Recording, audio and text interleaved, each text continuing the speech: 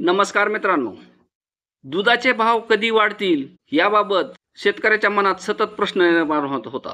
कारण दुधाचे उत्पादन सध्या खूप मोठ्या प्रमाणात घटलेले असताना सुद्धा दुधाचे भाव हे काही वाढत नव्हते. पण अमूल या दूध कंपनीने उद्या म्हणजेच 1 नोव्हेंबर पासून गाईच्या दुधात 2 रुपयाची वाढ केलेली आहे.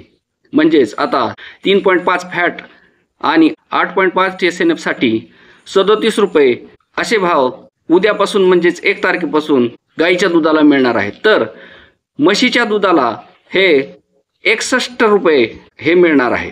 सध्या दुधाचा व्यवसाय खूप अडचणीचा आहे. अशा परिस्थितीत ही फुल नाही फुलाची पाकळी याप्रमाणे शेतकऱ्यांना थोडीफार मदत होणार आहे.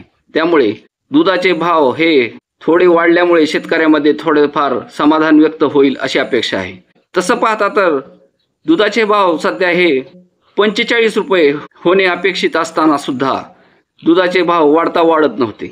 हा धंदा सध्या नुकसानीचा आहे असे बरेच दूध उत्पादक सांगत असतात. त्यात मी सुद्धा आलो. पण शासन याकडे पूर्णपणे दुर्लक्ष करत आहे. शेतकऱ्याच्या बाबतीत शासन उदासीन आहे. एकतर कर्जमाफीही लवकर देत नाही, नुकसान भरपाई अगदी थोडकीच दिलेली आहे, दुष्काळही जाहीर केलेला नाही. अशा परिस्थितीत शासन शेतकऱ्यांना सन्मानाने वागवत नाही अशी भावना शेतकऱ्याच्या मनात निर्माण झालेली आहे. पण असो, थोडेफार का होईना 2 रुपये का होईना दुधाचे भाव वाढल्यामुळे शेतकऱ्यांना थोडाफार हातभार लागेल आणि त्यांचा आर्थिक थोडा लाभ वाढेल अशी अपेक्षा करूया.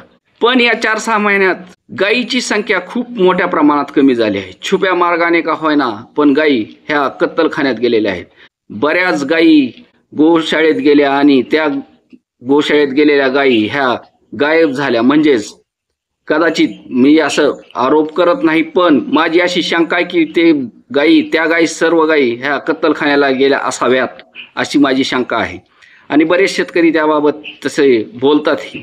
राज्यातील दूध व्यवसाय हा थोडाफार का होईना उभारीला यायला हवा आणि शेतकऱ्यांना थोडाफार फायदा व्हावा यासाठी राज्य शासनाने थोडा तरी लक्ष घालायला हवे होते. पण तसे होताना दिसत नाही.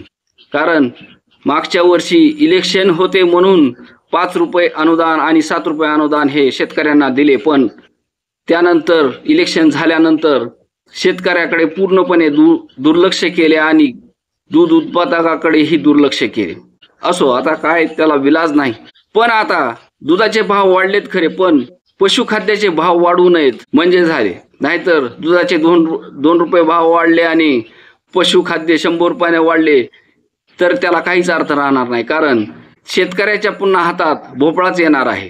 कारण 100 रुपये जर पशुखाद्याला वाढले तर जो नफा 2 रुपये जे मिळणार होते ते सरळ पशुखाद्याच्या कंपन्याच्या खात्यात जाणार आहेत आणि शेतकऱ्याच्या हाती भोपळाच राहील अशी भीती व्यक्त केली जात आहे. शेतकरी या व्यवसायावर प्रचंड नाराज आहे. त्यात मी सुद्धा आलो. कारण शासनाची धोरणे या व्यवसायाबाबत चांगली नाहीत असे शेतकऱ्याचे मत झाले आहे. त्यामुळे बऱ्याच शेतकऱ्यांनी त्यांचे गोधन हे विकून टाकले आणि बरेच शेतकरी विकण्याच्या मनस्थितीत आहेत. पण थोडा धीर धरा शेतकऱ्यांनो. कारण हे वर्ष जरी खराब गेले असले तरी पुढचे वर्ष कदाचित समाधानकारक असू शकते. त्यामुळे धीर धरणे गरजेचे आहे आणि नेटाने हा व्यवसाय करणे गरजेचे आहे. शेतकऱ्यांना माझी एवढीच विनंती आहे. धन्यवाद.